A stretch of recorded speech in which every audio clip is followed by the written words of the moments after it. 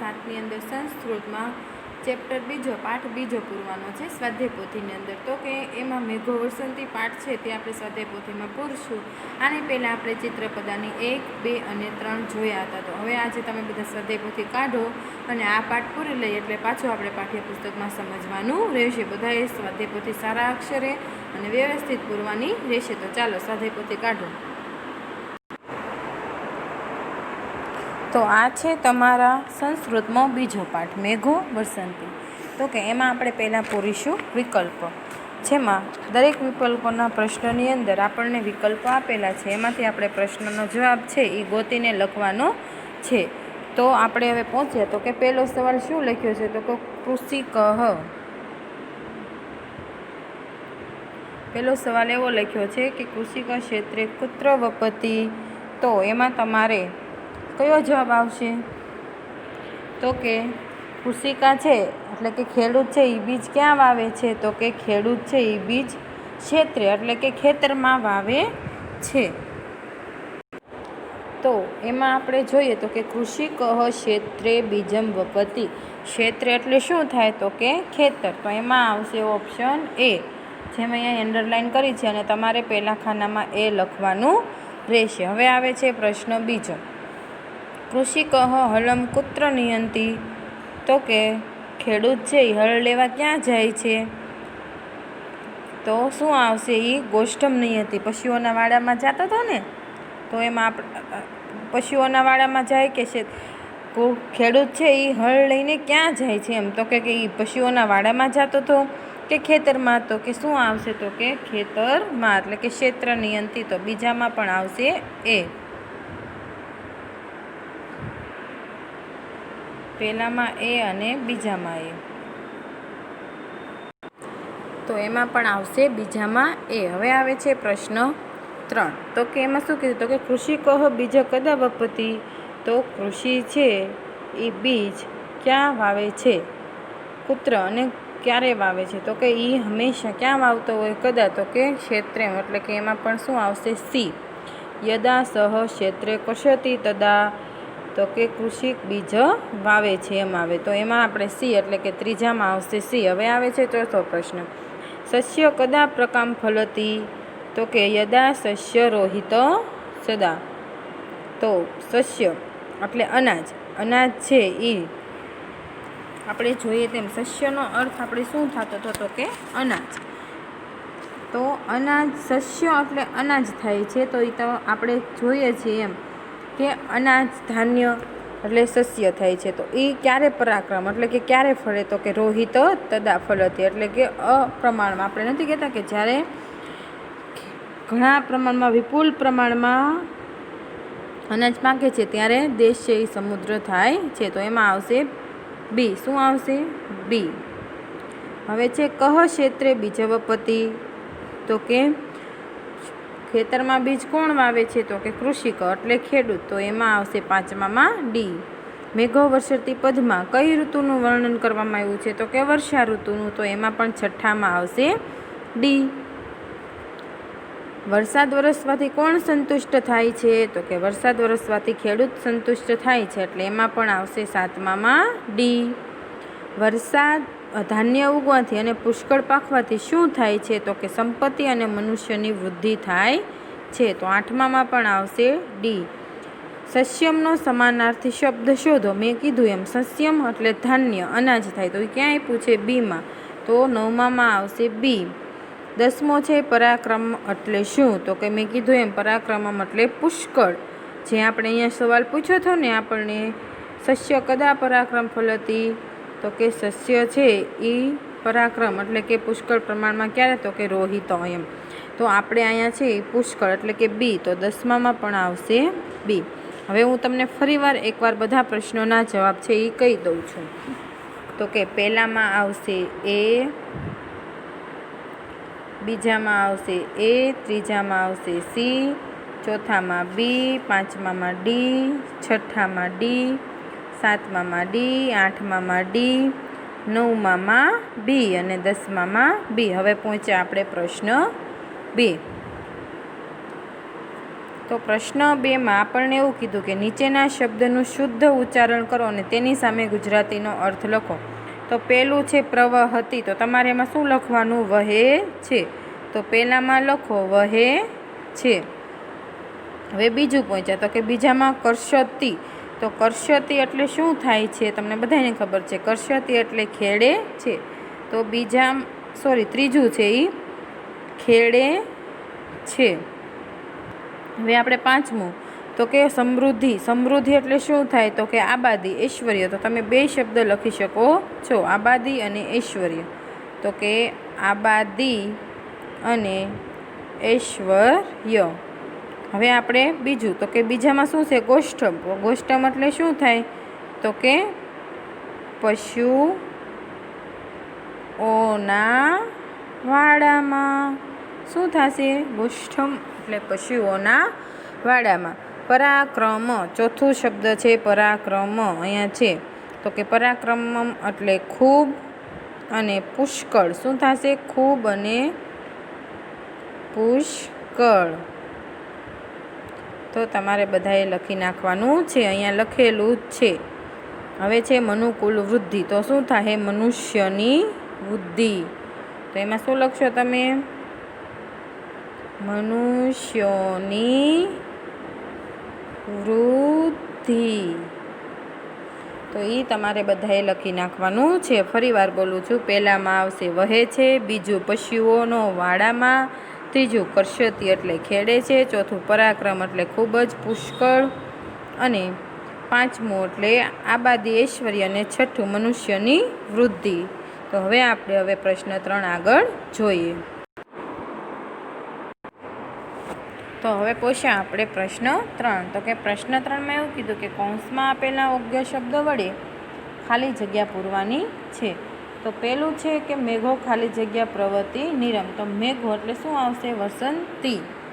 તો આપણે એમાં શું લખશું? અહીંયા ખાલી જગ્યામાં તમારે વસંતી લખવાનું છે કે મેઘો વસંતી પ્રવહતી નિરમ. હવે બીજી ખાલી જગ્યા.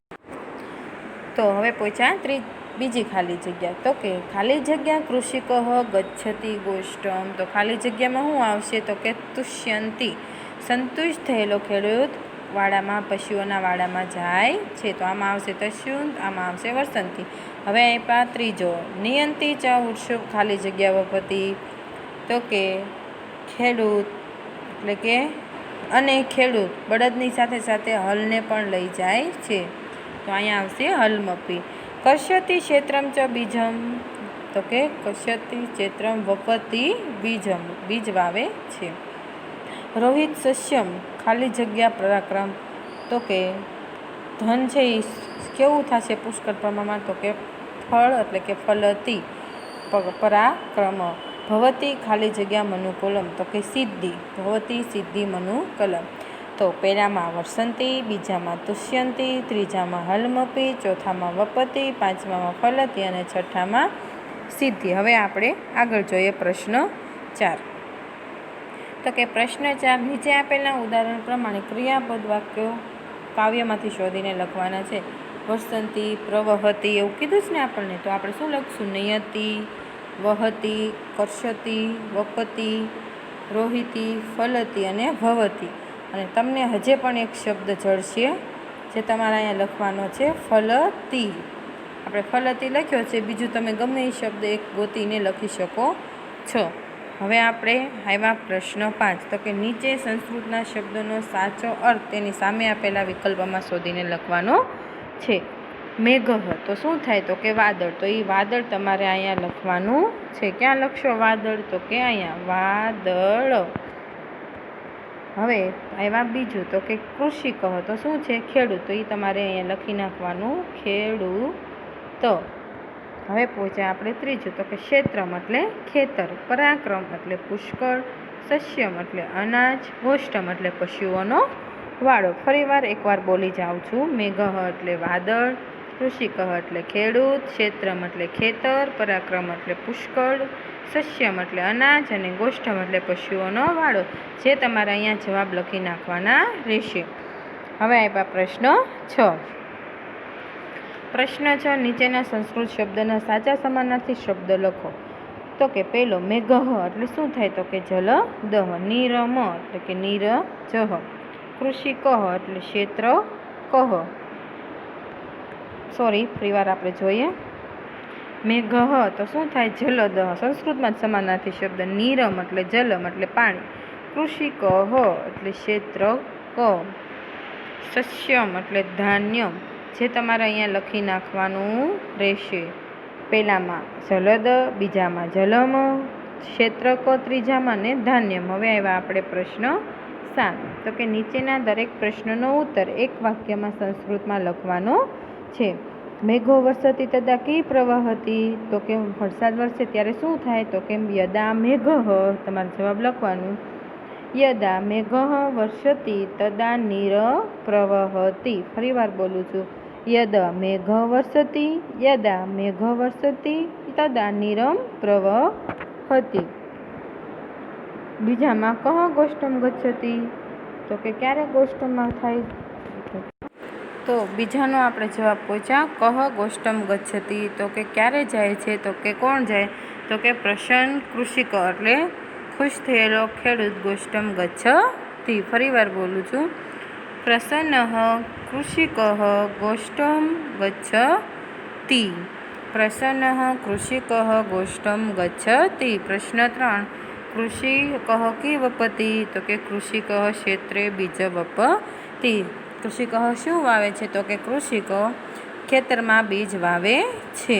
તો કે કૃષિક ક્ષેત્રે બીજ વપતિ.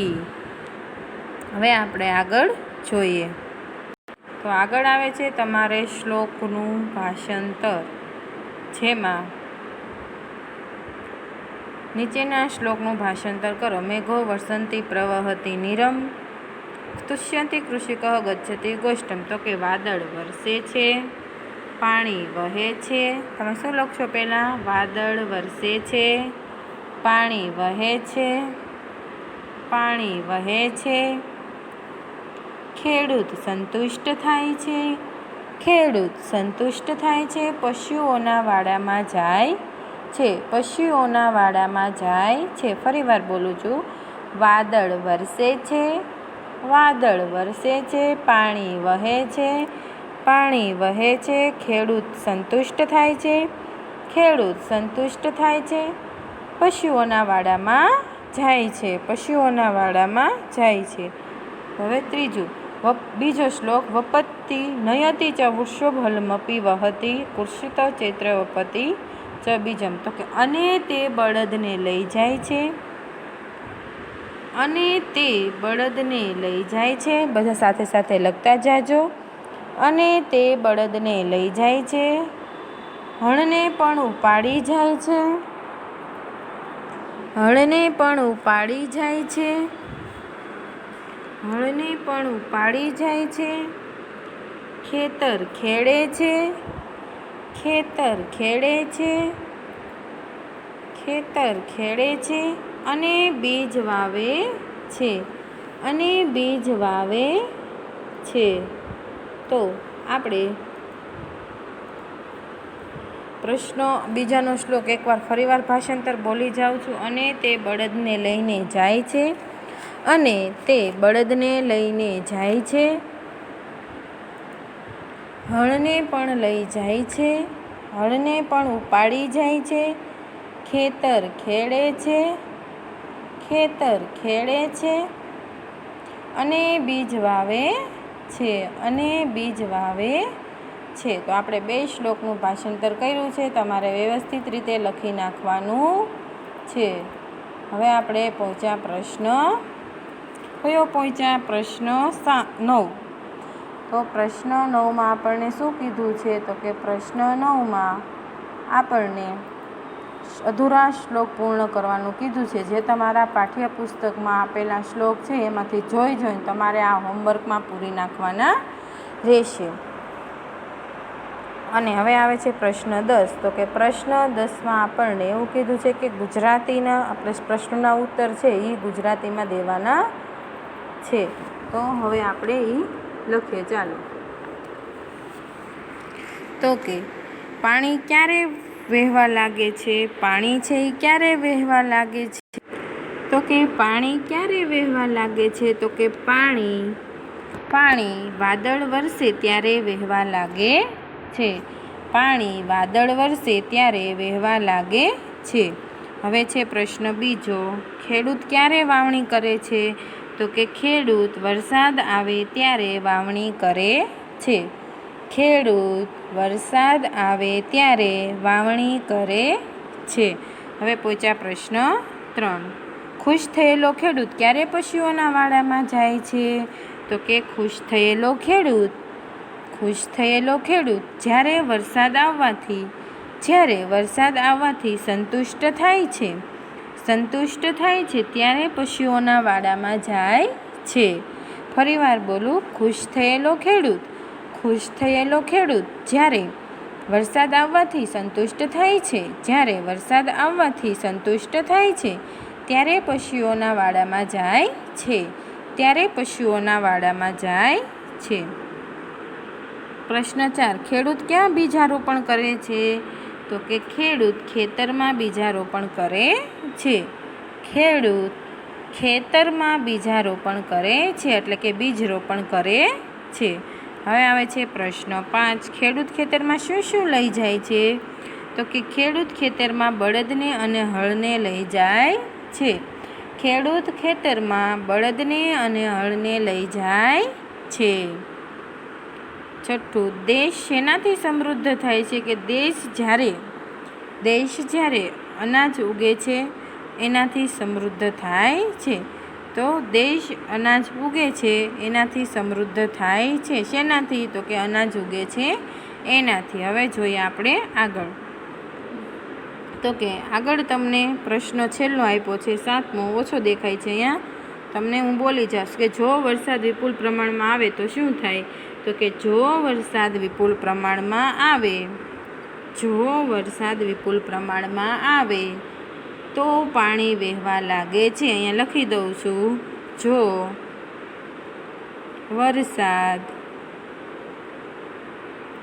વિપુલ પ્રમાણમાં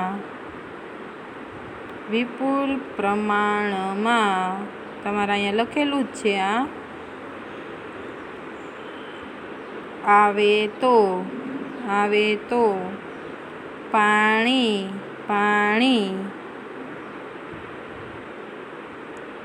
વહેવા લાગે છે એટલે કે વહી જાય છે. આ એનો પ્રશ્નનો જવાબ છે. એકવાર ફરી વાર બોલી જાઓ, જો વરસાદ વિપુલ પ્રમાણમાં આવે તો પાણી વહેવા લાગે છે. અહીંયા આપણો પાઠ છે એ પૂરો થઈ જાય છે. તમારે એકવાર હોમવર્કમાં પ્રશ્નો 1 વિકલ્પ છે એ બધા રફ નોટમાં લખી નાખવાના રહે છે. હવે આપણે આવતા લેક્ચરમાં પાઠ્યપુસ્તકમાંથી ભણશું. ત્યાં સુધી આવજો અને ફરી મળીશું. હવે આવતા લેક્ચરમાં હોમવર્ક થઈ જાય એટલે સ્વાધ્યાય પોથીના ફોટા અને રફ નોટમાં લખેલો પ્રશ્ન પહેલો વિકલ્પ એ બંને તમારા ક્લાસ ટીચરના હોમવર્ક વોટ્સઅપ નંબર ઉપર સેન્ડ કરી દેવાનું રહેશે. તો હાલો હવે મળીએ આપણે હવે આવતા લેક્ચરમાં. ત્યાં સુધી આવજો.